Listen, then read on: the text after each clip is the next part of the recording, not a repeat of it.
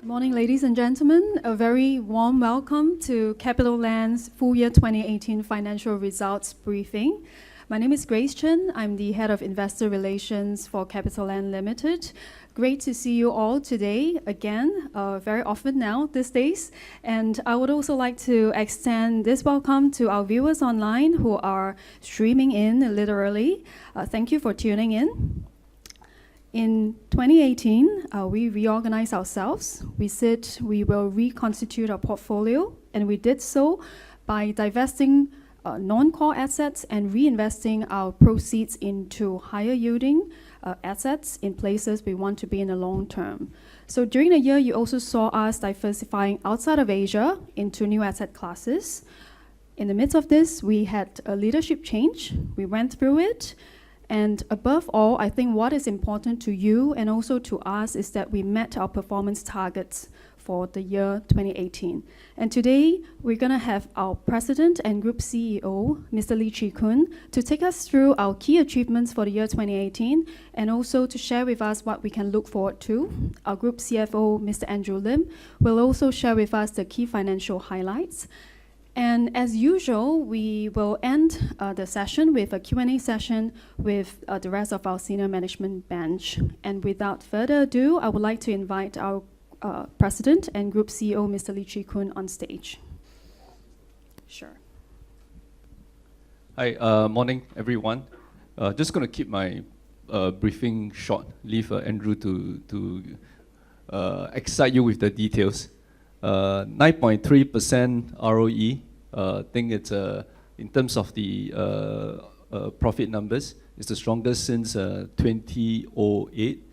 Last year has, from the macro environment perspective, not the easiest, but I think the team worked hard. I mean, there was halfway through there was a leadership transition. I think that has turned out, that has at least gone through quite smoothly. And we continue to stay very focused. We said that we will continue to drive the ROE, promise that we will deliver returns above the cost of equity. I think we've done that. And we believe that with the team and the portfolio that we have and the focus that we are going to continue to maintain, we should be able to see strong results going forward. Last year, we saw a portfolio of about 4 billion, divested about 4 billion. Of course, we have to reinvested about $6 billion worth of assets. We always have to reinvest because we have to plant the seeds for the future. The set of results that we have this year is really a result of a work that has been done many, many years ago. So it was harvesting time. Really, a result is just a show of the work that's being done, and what we need to do is to position the company for the future. And the recent announcement of the Ascendas Singbridge deal, which many of you were here for the presentation, is really for us to transform the company, going into new asset classes, into new markets. Our aim is to build a global company that's well diversified across different markets, across different asset classes. I know many of you want to ask details on the deal relating to Ascendas Singbridge. We probably cannot say more than what we have said during the briefing until the circular is out. But things that I can share, I will share, as long as it doesn't go beyond the OB markers. We are excited by the portfolio. The process of the integration has started. Some of our ASB colleagues are here today as well to at least see the results briefing. One of our board members has been appointed as the chairman of the integration committee. Working team has been formed, and things are being started. Of course, we are at the stage of getting to know each other because the whole deal is still subject to shareholders' approval. We need EGM. Okay, so I just want to highlight that point. Nothing is firm. We need the support of the shareholders to make sure that they give the approval. Then the whole integration can proceed on a full steam basis. Okay. So that's all I want to say. Thought we let Andrew to go through the details with you, and we can chat more during the Q&A. Okay, thanks.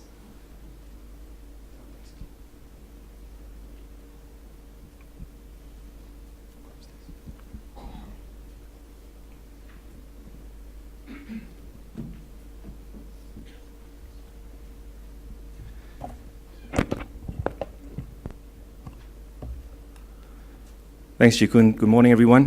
Thanks for coming to our full year results briefing. If you notice that the seats are a little bit more comfortable, the lighting's a little bit more friendly, and the sound is a bit more lush, it's not me.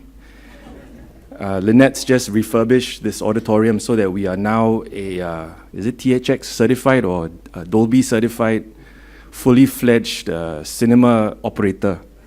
So it's part of our diversification to CapitaLand 3.0. So come buy a ticket, watch a movie.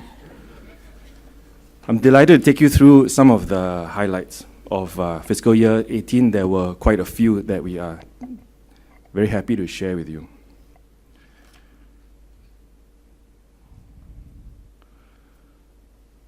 So I think a lot of the targets, I will flip around the slides a little bit. I think a lot of the targets that we set out and we articulated in the past, we focused very hard on delivering whilst we were transitioning into a new management team. What we've done is we've set out some of these high-level numbers that shape our business and to show you that we largely have delivered. The target was 2080 trading investment properties. We came in at 2179. We seek to have a broad balance of 50-50 in emerging and developed markets. We came out slightly heavier on the developed market side as we sought to diversify away from highly volatile emerging markets to give you that balance of return as well as sustainability.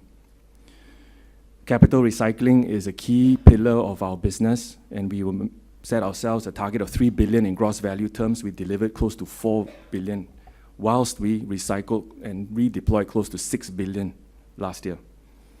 And certainly not least, 100 billion AUM target, which we had set to achieve by 2020, we have arrived at this year or last year. So I think when we look back, we can draw a measure of satisfaction that the targets that we said we wanted to achieve, we got there. Obviously, these targets mean nothing if the financial numbers don't stack up, and I think the numbers today hopefully speak for themselves. The profit that we reported of 1.76, I think, is the highest in 10 years. And so I think we're very appreciative of the CapitaLand family and the CapitaLand team for helping us get to a strong fiscal year 18 result. This is a slide that I take great pleasure in delivering to you or sharing with you. It shows that our ROE trajectory remains very much on track. I remember having conversations a couple of years ago when I first joined to talk about the vision to get to a sustainable ROE above cost of equity. We had a good 2017 where we moved from 6.6 to 8.6, which was probably the first year, arguably, that we were able to say that we were above cost of equity. The challenge that the street and our investors put before us was, okay, that's great, can you sustain? And we'd like to think that in 2018, we are in year 2 of that story and that message. We are delivering on all 3 pillars of the ROE drivers: operating, portfolio gains through effective capital recycling, and sensible revaluations. I really like this slide because when I look at this picture, I see Ming Yan sharing the recipe for success with Chee-Kun.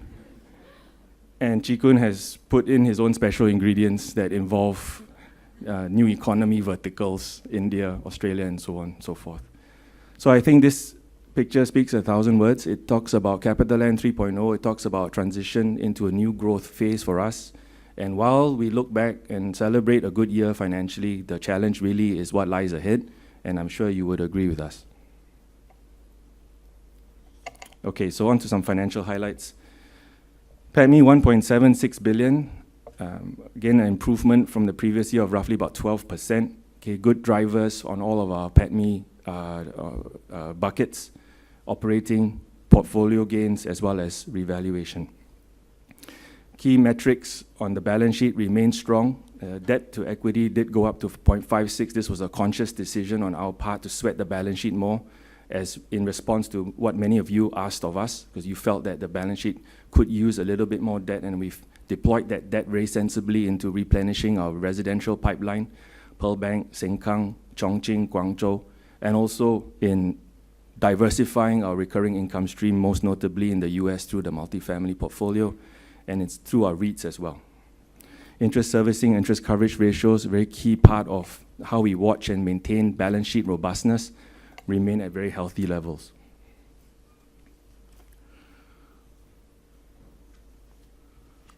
I think 4Q was particularly good quarter for us. This was underpinned by a very strong quarter in China Resi. We had a good fourth quarter, delivering over 2,700 units in the last quarter. This allowed us to end the year strongly. We met our gross value target of 10 to 12 billion RMB. We delivered about 11 billion RMB in handover value. This and then allowed us to underpin an operating PATMI growth of 26% year on year, and in turn, a PATMI growth of 71% year on year. As I talked about the fiscal year 18, okay, this will be, thankfully, the last time we talk about Nassim. If we strip out the gains from Nassim, which was, I would say, a big event for us in the first quarter of 17, if we strip out the gains from Nassim on an operating PATMI basis, we would be 14% higher year on year. On a total PATMI basis, we are 25% higher year on year. PATMI composition, again, you see the three buckets delivering well in contributing to that 12% increase in total PATMI. Importantly, cash PATMI is what we focus on. Cash PATMI for 2018 made up 69% of total PATMI. So on every dollar of profit, we announced 70% is cash-based. Maturity profiles remain even, 3.2 billion in the next 12 months due for refinancing and or repayment. What I'd like to highlight here is that the green line you see of cash balances and available undrawn facilities is now at 7.9 billion. So what we have done in the last 3 months is we've taken the opportunity to swell our cash buffers and our committed facility buffers in anticipation of the consideration that we will pay for ASB. And so, without jumping the gun, I think we can say that we will be in position to fully fund the acquisition when the time comes, or we are in position to fund the acquisition when the time comes. We do not need to tap the market for any additional funding. Despite an interest rate rise environment, we are able to maintain a very competitive blended interest cost of 3.2%. Again, testimony to Anna and the group treasury teams and the treasury teams of our REITs and our private equity funds. Also a testimony to the strength of the CapitaLand name and the partnership of our relationship banks who see value in lending to us.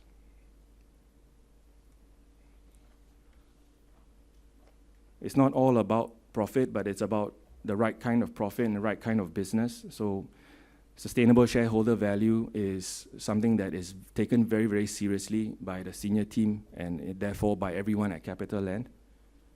Last year, we secured the first and the largest sustainability-linked loan in partnership with Robeco and DBS.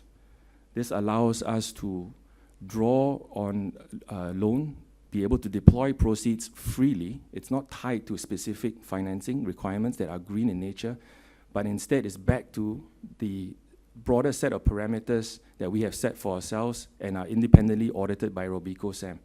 And if we can meet or outdo those parameters, the funding for the loan actually comes down.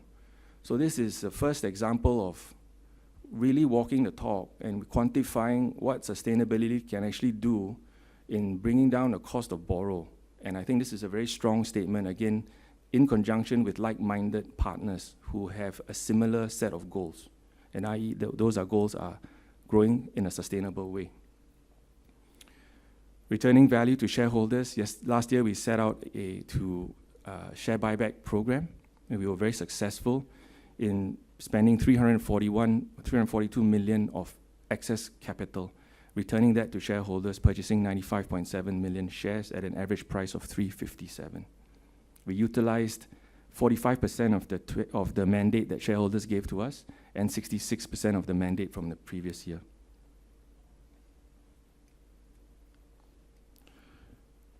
As a result of the strong performance and what lies ahead, we are proposing a 12 cents per share dividend for fiscal year 18. We will take this proposal to our shareholders for approval at AGM.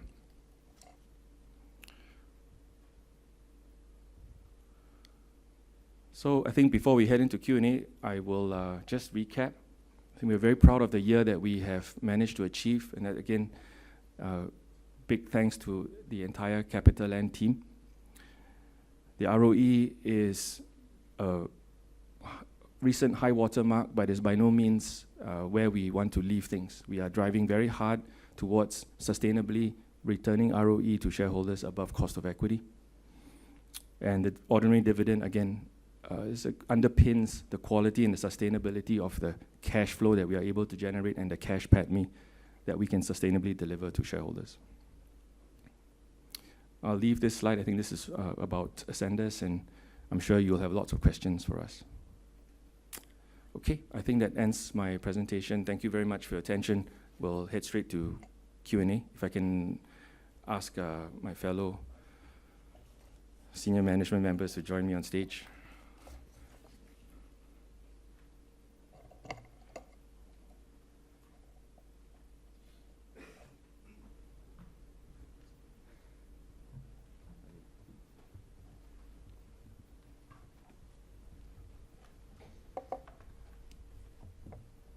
Thank you, Andrew. I would like to just introduce, in addition to Andrew and Chee Koon, we also have Mr. Jason Lau. He's our President, Asia and Retail. And we also have Mr. Lucas Low, our President for China Investment Management. And I just wanted to also, some logistics matters. If you have any questions, please raise your hands.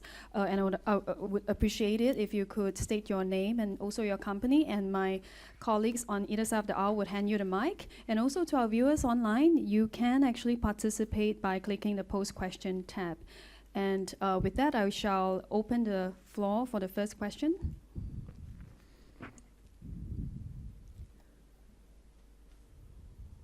Yep, Wilson, Morgan Stanley at the back.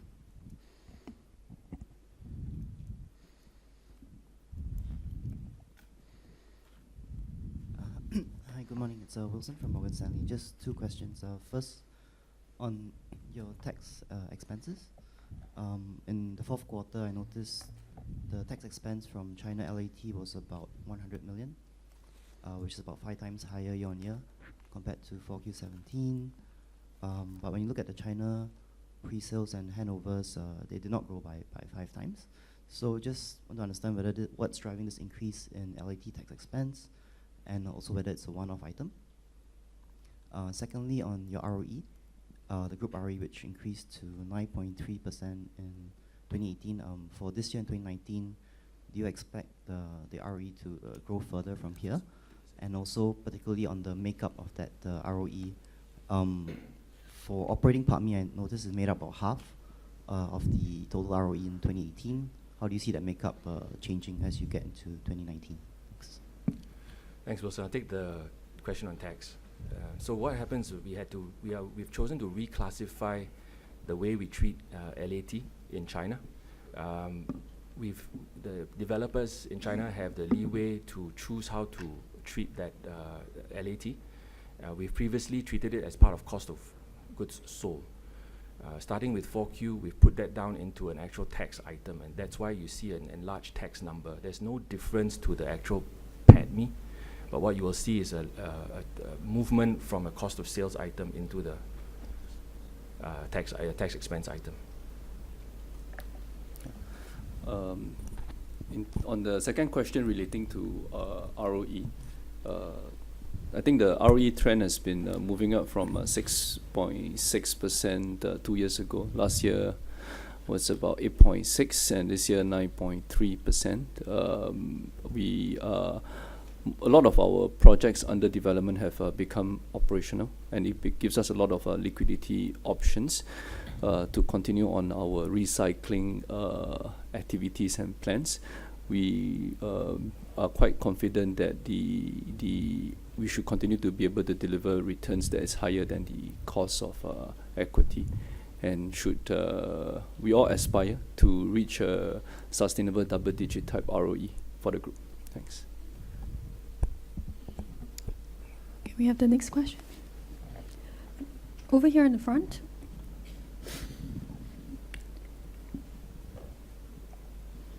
Louis.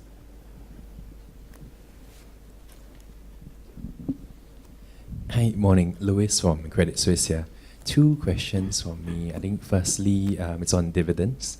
So notice that it's your highest net profits in 10 years, but at the same time, if you look at DPS, it's flat year on year despite the strong year on year profit growth. So post the Sanders-Singbridge acquisition, how should we think about dividends? Can we say expect it to be flat, or how should we think about it? Then the second question, also partially related to ASB. So clearly this will be a big acquisition for you this year. So outside of ASB, how should we think about the pace of acquisitions and divestments? And because previously you stated you have a 3 billion target for divestments and recycling. Thank you.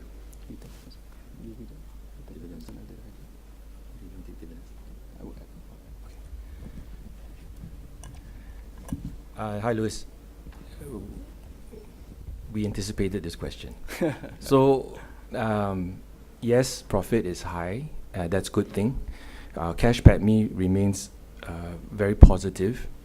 The payout ratio on a cash PATMI basis at 12 cents is 41%. Our stated dividend policy is to pay out dividends no less than 30% of cash PATMI. So I think we felt that that buffer was sufficient, and we still represent a very healthy margin when we looked at what we could afford and also what it stands for in relation to peers in Singapore, peers in Hong Kong, peers in China. Obviously, ASB is a big factor, or was a big factor in our decision. It's a decision that we took after a lot of consideration. And given what lies ahead, I think the team as well as the board felt that we should observe a bit more prudence in setting the dividend this year. Nothing stops us from looking at how much we could pay if we have a good year and we execute as we believe we can. So perhaps to address your second question as well, I don't think the policy changes. We know how important dividends are to our shareholders, and we are also very mindful of that request and at that priority.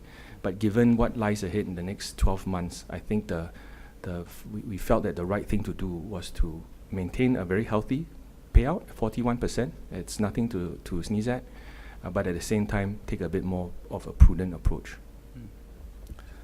In terms, just to add on to what Andrew has mentioned, the Sanders-Singbridge portfolio with the new asset classes and new markets presents a whole new range of opportunities for the company. So we also want to be able to conserve capital so that we can capitalize on some of the opportunities that are coming up. In terms of recycling, we will continue to stick to the pace even after the putting together the Sanders-Singbridge portfolio. Recycling is something that we will be very disciplined. We will continue to recycle assets, whether it's into the REITs or to the funds or to the third party. Of course, we want to be able to make sure that we are very disciplined in terms of the use of capital, and where possible, of course, to seed new funds and to grow, to create more REITs, because the income itself will be quite perpetual in nature, and that helps to drive the ROE. And but if the market can offer a much better price on the assets that we are contemplating, we will not hesitate to sell it to the market. Yeah. Can I have the next question? Yes, Joy.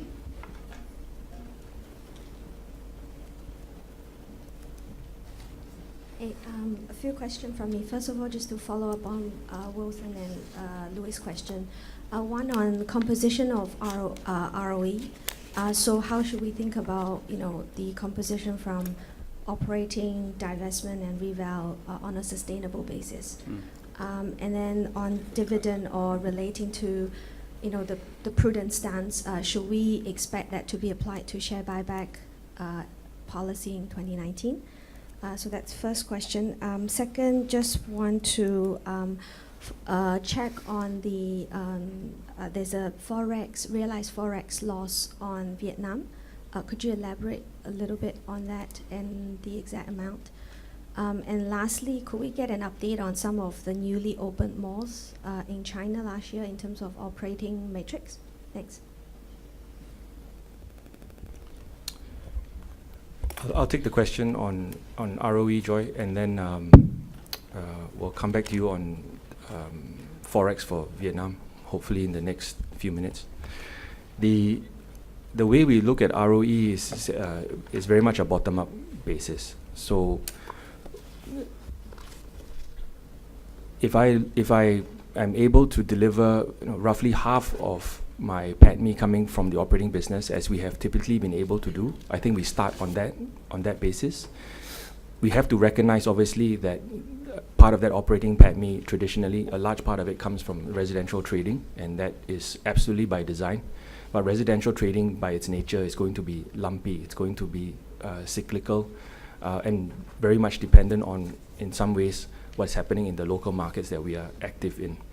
So the priority must be that as we strive to, let's say, hit that 50% operating PATMI contribution, we have to ensure that the three key residential markets that we are active in are offsetting each other and are allowing us to diversify that, to smooth out the revenue as much as possible. So in times where, for example, in Singapore, where we are currently in land bank replenishment mode and resetting a level that we think is sustainable, let's call it, say, 1,000 to 2,000 homes a year, other residential markets need to pick up the slack. So namely China and Vietnam have to pick up slack, and so on and so forth. So it's a delicate balance. It's something that we will not always get right, but we will certainly strive to achieve that smoothness of return. And then the recurring income stream, which essentially is the IP, that again is incredibly important, that it allows us to form the bedrock of where ROE starts to get built up. That is something that happens year on year, something that is much more predictable, much more stable and sustainable. That again is a function of, if we are recycling capital and we are selling well 3 billion, 4 billion a year, we have to ensure that that is redeployed as quickly as possible into assets that are equally as recurring in nature, in income earning nature. And again, that is a key part of that process of building up what the ROE budget looks like, what's the target ROE. Portfolio gains, as you can see from 16, 17, 18, they started to play a larger percentage. And I think you can expect that to continue as we focus on 3 billion minimum. But as we hopefully bring the Ascendas portfolio in and we re-look again at the mature asset base and overlay what the deleveraging strategy needs to look like, I think in the next 12 months, as we've shared before, I would be surprised if we end up at 3 billion at the end of the day. So that is a function of needing to deliver, but also seeing opportunities where we can sell and sell well, as Chikun mentioned earlier. And if we do that, then you should expect the portfolio gain component to register and increase. And last but not least, the revaluation is again a function of what our markets tell us and what our independent valuers tell us. The proof as we look at revaluation is we test it by looking at the percentage of the revalued amount as a percentage of the total portfolio. And typically for us, that has been within 1% to 2% value uplift as a percentage of the total IP base. So if it's within that range, I think we feel that that's sensible, and that's something that we can live with based on what has happened historically. The other asset test is also, if you then sell these assets and recognize a good portfolio gain, then that tells you that your revaluations are sensible and not off market. So I hope that answers your question on ROE build up. I'll hand over to Chairman. The makeup, of course, will change further after the successful, assuming the transaction with Sanderson Bridge would it gets approved at the EGM, because if you look at the entire portfolio itself, there will be a lot of fund management type activities that will happen. Redevelopment type opportunities that could happen as well. So I think we'll be able to give you more clarity on this question post the completion of the transaction. Yeah, but at this point in time, I mean, you can take Andrew's answer as per how it would be if you look at CapitaLand on a standalone basis. You want to give? Yeah. Okay, last year we opened two old malls, one in Luwan in Shanghai, and on the last day of 2018 we opened the one in Beijing, the Tiangong.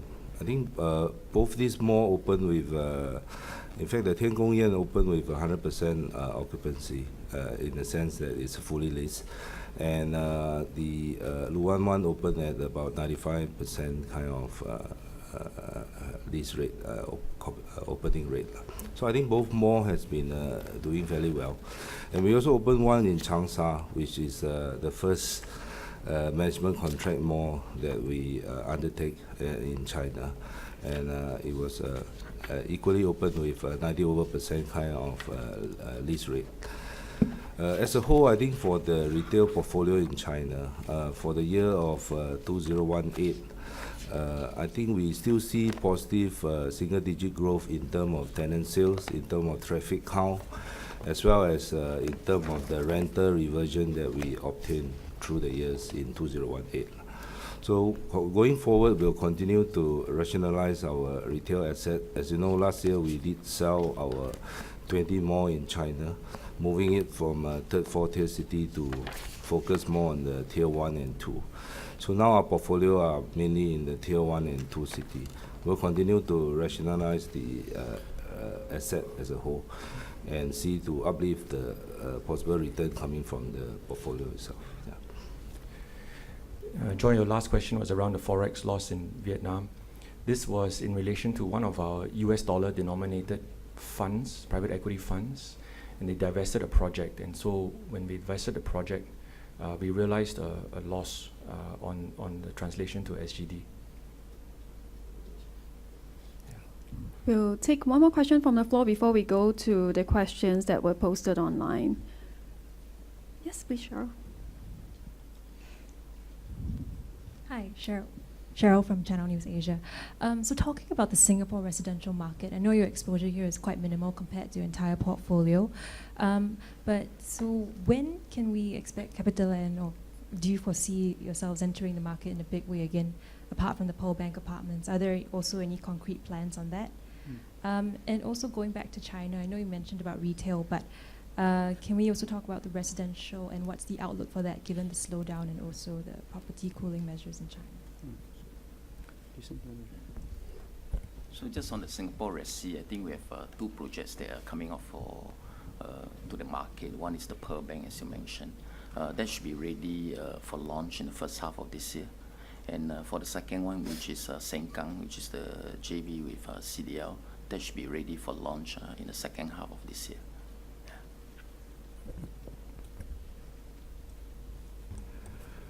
I think for the China residential, I think across China, probably we all have read quite a lot of report about slowdown and all that. But as a whole, I think the residential market, we have to look into the various city in particular. I think for those cities that we are in, we are still fairly optimistic about the outlook of the residential because we are mainly in the tier 1 and selected tier 2 city. From what we have is that our sales rate for those that we have launched is 90%. So we, in fact, this year's sales is slightly lower than last year. purely because of two main factors. One is that we do not have the equivalent inventory to sell this year. And second is also we have hold back some of the launches to be in view of the price cap that some of the cooling measure imposed on selected city that we are in. So in fact, last year we only launched 4,500 units instead of the original plan, probably about 5,000 to 6,000 units. So we have hold back some of these launches. Hold back in a sense is timing the development to the launch phase. In a sense, slow down some of the development process in order to time it to the market and all that. So overall, we will still see that a positive outlook for the residential. There's a reason why this year we still continue to replenish our land bank, both in Chongqing as well as in Guangzhou. We will continue to look out for suitable residential land to further replenish our land bank going forward. Okay, sorry, I'll take a question from our online viewer before we go back to the floor again. This is Mr. Chai Wen-shi. The 2018 ROE increased from 8.6% in 2017 to 9.3%, but the core component, which is contributed by the operating PATMI and portfolio gains, actually decreased. So could you break down what the difference is for us? I disagree slightly. I think portfolio gains went up. Operating PATMI was down, but you have to remember 2017 operating PATMI had 161 million of Nassim. I'm sorry to mention Nassim again. So again, if you take out Nassim, I think on an operating basis, on a run rate basis, our operating business did better.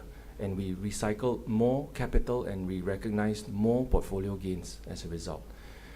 On the revaluation side, yes, the revaluation numbers are higher, but as I alluded to earlier, there is we look at the nature of that revaluation and we make sure that we are comfortable with what is being revalued and to the extent that it is being revalued.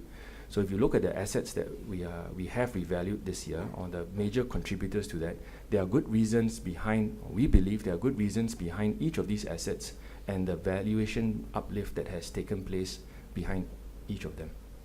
I hope that answers his question.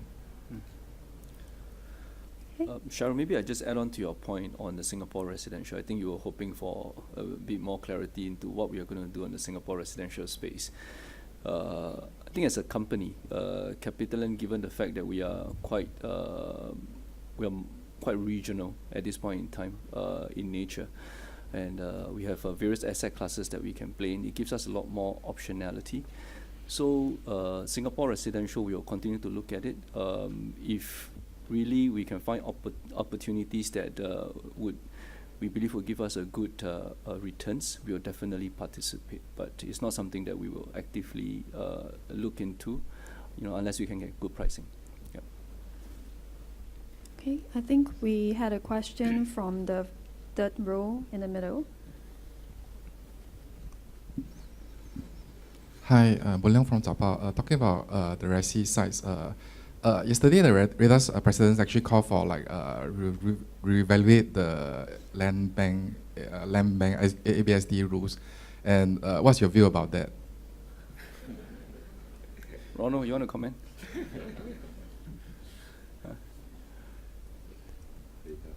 Reda's comments. You were at the lunch, right, yesterday?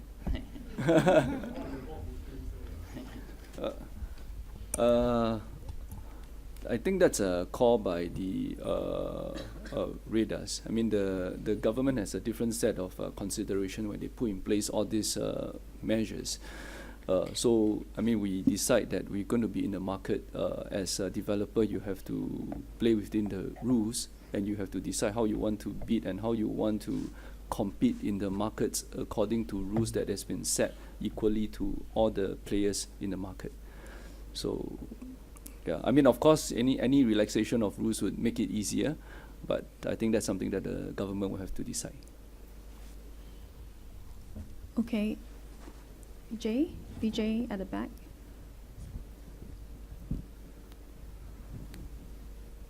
BJ, can you put up your hand again so that we can hand you the mic?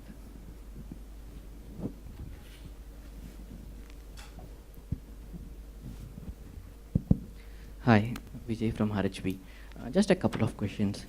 Firstly, on your deleveraging plan, maybe can you share some more color in terms of which markets or asset class are you seeing opportunities at this point of time? And as you have already achieved your AUM target of 100 billion well ahead of the 2020, what's your next goal for CapitaLand in terms of AUM as well as growth? And following up on the China residential assets, maybe can you share with us a bit on the margins for the tier 1 and tier 2 cities, and how has the price cap impacted these margins? And do you think the price cap will also impact your land bank on Chongqing and Guangzhou assets? Thanks, Vijay. Deleveraging, if you look at what we've been up to last 12 months, page 7 of the handout, it is, as you know, agnostic. Whatever looks good, whatever we can get a good price for, we are unemotional about the desire to monetize. And so you sell, CMT is selling, CCT is selling, our funds are selling, we sell. So that discipline is absolutely sacrosanct. We will maintain that going forward. As I mentioned to earlier, I suspect we will need to elevate that in order to get to 0.64 post ASB. So I can't narrow it down for you, other than what we do is we look at our plan for FY19, where are our mature assets, what is our target, do we think we can realize, and we move in conjunction and in partnership with our funds, with our REITs, and ourselves. So that will absolutely stay in place. Our residential margin range from about slightly more than 10% to even 30%, depending on the project they are in. Of course, tier 1 city is also depend on the nature of how we obtain the land and all that. For example, the urban renewal project that we have in Guangzhou, even it's a tier 1 city. For that one, the first plot of parcel that we're selling now, I think the margin is well in excess of 30%. So for the new land that we obtained both in Chongqing as well as in Guangzhou and all that, we have factored in the price cap that is prevailing now in calculating the land price that we obtain the land. So in fact, across our portfolio now, if we were to sell our residential portfolio in the price cap given in each of the city, we still have a positive margin across almost all the projects that we have. So the question is to whether we agree to sell at the price cap or we can time it to sell it at a higher price when they relax the price cap. I think that's the strategy I mentioned a little bit earlier on. Why we deliberately slow down on some of the projects is because the prevailing market price may be above the price cap that they set. So if we can time it correctly and they relax the price cap, we were able to obtain a better margin for our project. I would like to take a question. It's Derek from DBS. Hello, Derek, watching us via webcast. He has a question on the US. How are operating metrics trending for the US multifamily portfolio? And what opportunities are we seeing in the US to add to this portfolio? Gerald, you want to respond? Can we get a mic for Gerald? So Gerald, will pass you a mic.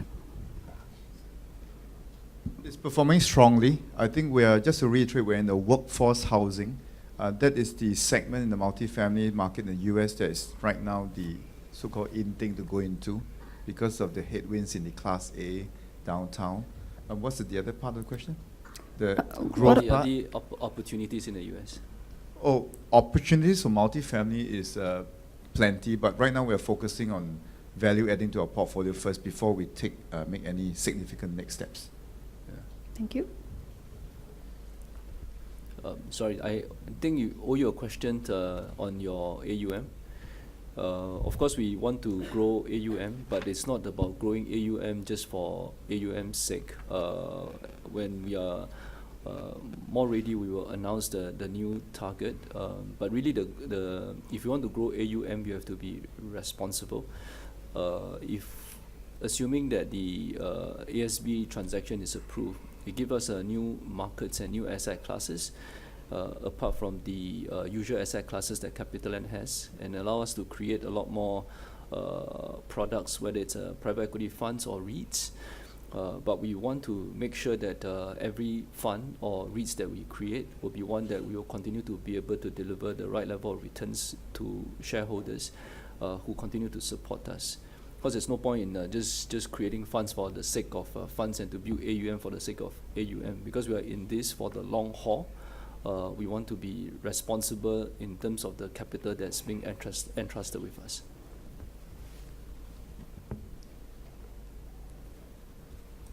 Yep, over there. Hello. Yeah, hi. Good from The Edge. I have a couple of questions following on from Vijay. First, on the Raffles City funds, you have the RCCIP 3. I just wondered how much of it is invested and how large it's going to be. Do you plan to upsize it? And what about the other Raffles City funds? Are the assets stabilized? Are they ready to be divested, or are they ready to move on to the next stage of their life?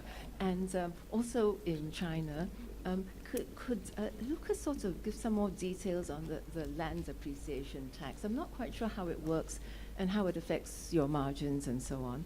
And then the last question is, well, on goodwill, because there is some that comes out of the ASB transaction, and I wonder how it's treated, because it's no longer amortized nowadays. I think there's a test for it, so if Andrew could explain that. And I'll speak to Chi-Kun later.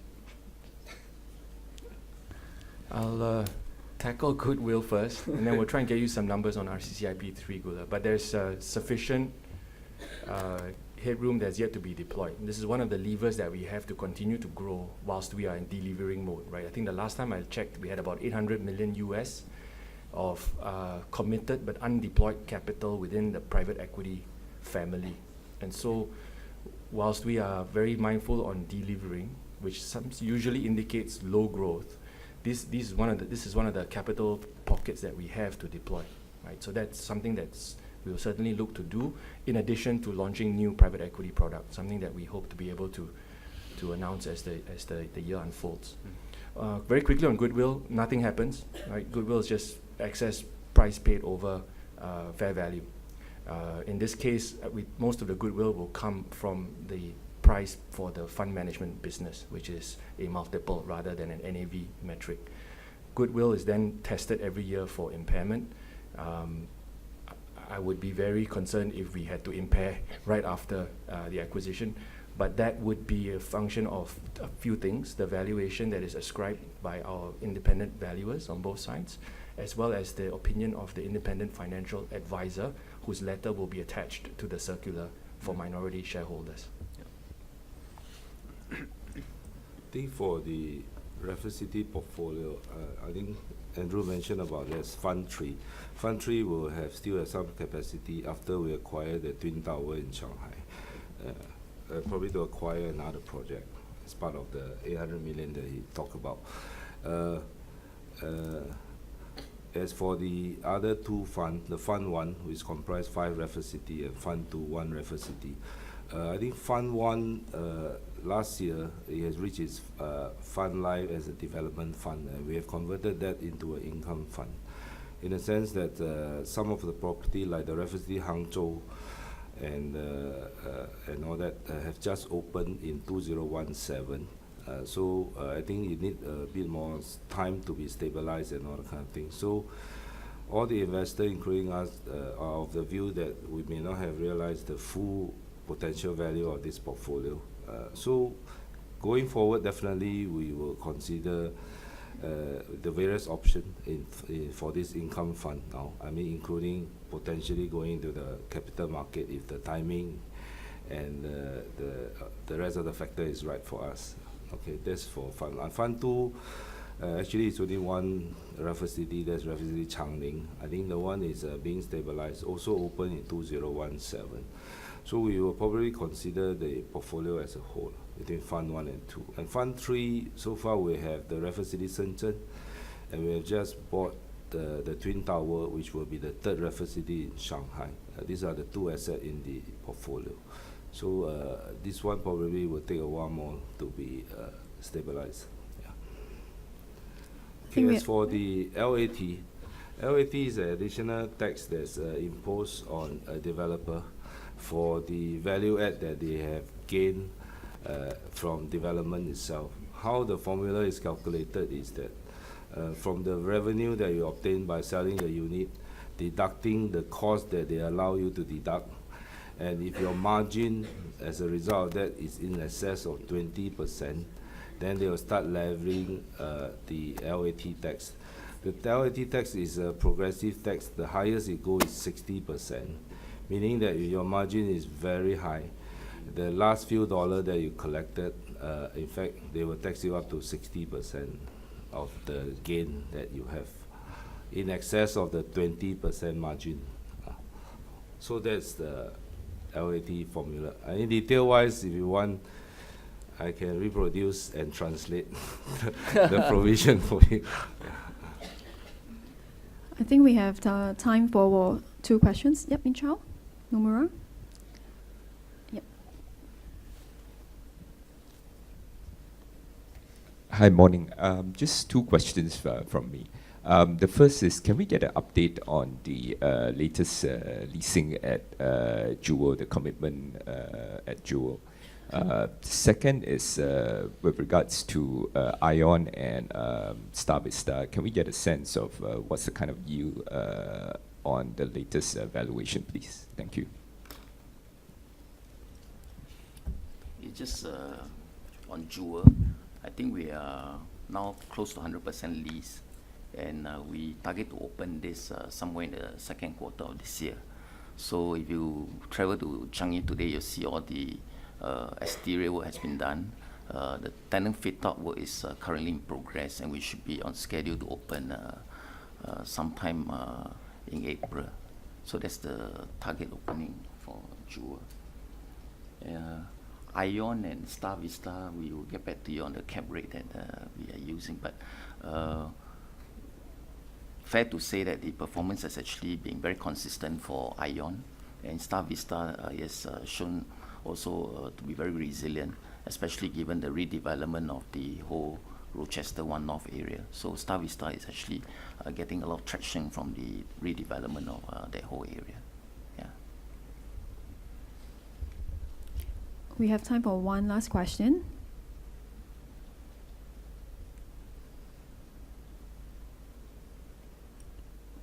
Any last question? Okay. If not, thank you for your time. Thank you for the panel. We'll close today's session. We have some refreshments outside. Please join our senior management team. We have also our REIT CEOs and also our CEOs of various business units around. Please stay back and mingle. Thank you.